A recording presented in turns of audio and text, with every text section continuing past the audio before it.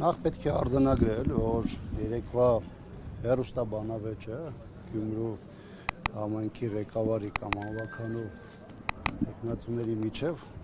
ըստ էության եկավ եւ վերջին քաղաքական գերեզմանակարը դրեց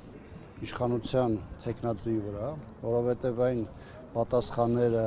այն հարցադրումները, որոնք հնչեցնում էր ԿՊԱ-ական տեխնացուն, ըստ էության նրան ոչ միայն ոչինչ չբերեցին ընտրություններում հաջողություն ունենալու տեսանկյունից,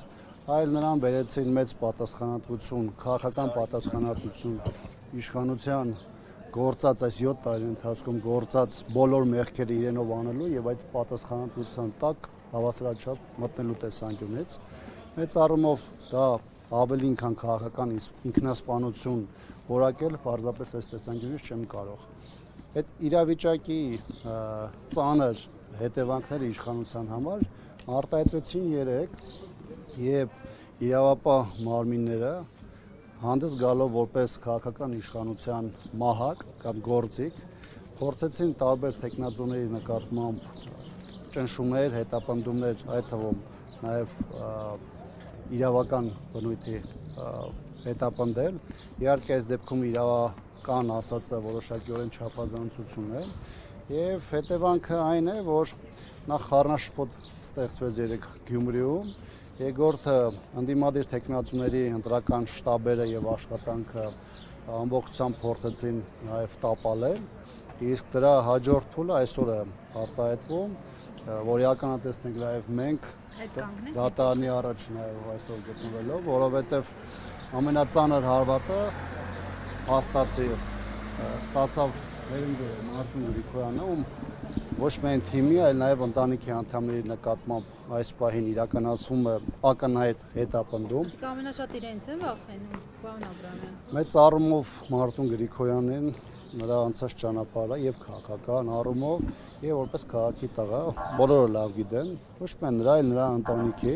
եւ այս տեսանկյունից բնական է, որ իշխանությունը Մարտին Գրիգորյանի նկատմամբ առանձնահատուկ կոշտ վերաբերմունք է փորձում դրսևորել։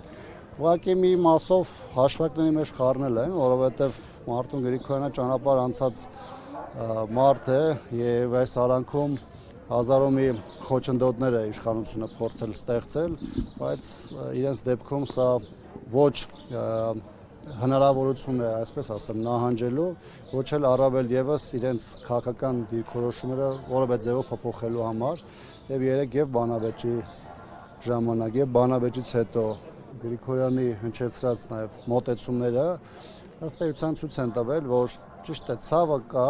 մտահոգությունը կա, ամեն դեպքում ընտանիքի անդամներին առնշում, բայց դա որևէ ձևով հետ չի կանգնեցնելու այս պայքարից, որովհետեւ ճակատ առ ճակատ, դա կլինի Գյումրին, կլինի մեկ այլ քաղաքը, կլինի լրիվ այլ հարթակներ, պետք է իշխանությանը ամբողջությամբ տապալել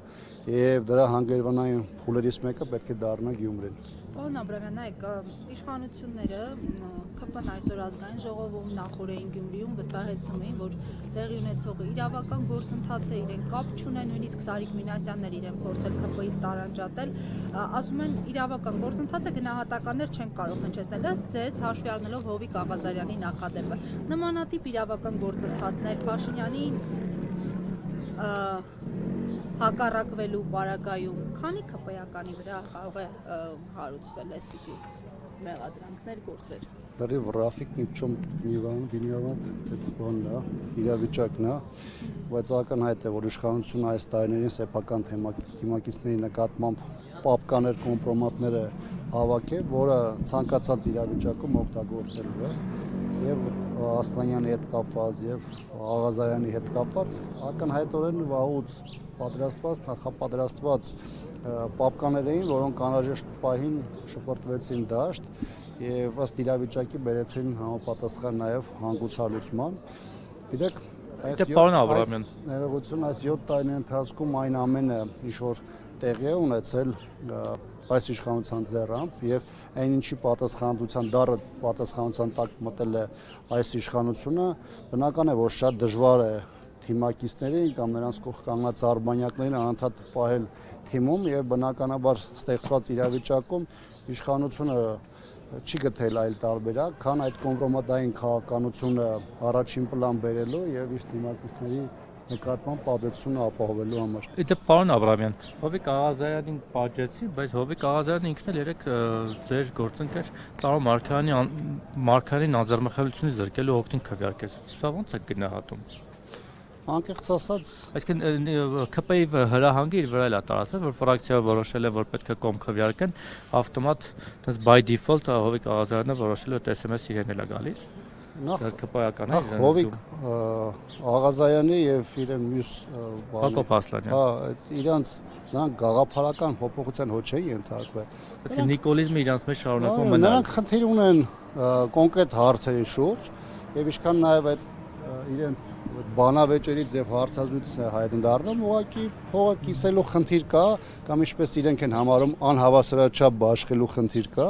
եւ նրանց խնդիրը կոնֆլիկտը այդտեղ է, թե չէ գաղափարական առումով որևէ բան չի եղել, ուզում եմ հիշեցնել, որ հենց ամենասկզբում, երբ որ սկսվեց Արցախի հանձնման գործընթացը եւ առաջին ծիծեռնակներն են երևում հանրային դաշտում դիսկուրս ծավալելու առումով, ապա եթե կային 3-4 մարդիկ, դրանցից մեկը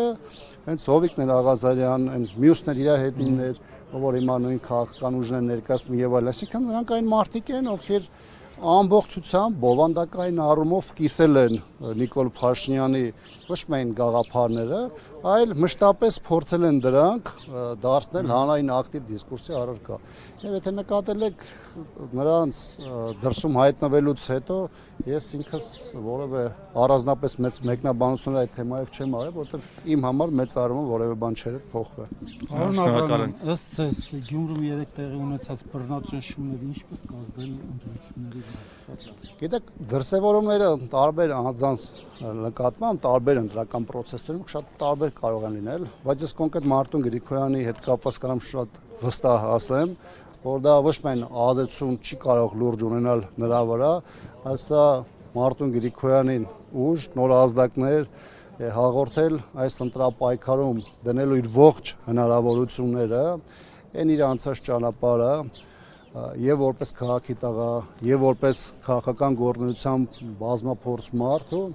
որպեսզի այս գործը, որի շահառուն մենք բոլորս ենք, բոլոր այն մարդիկ, ովքեր ուզում են տեսնել այս իշխանության հեռացումը,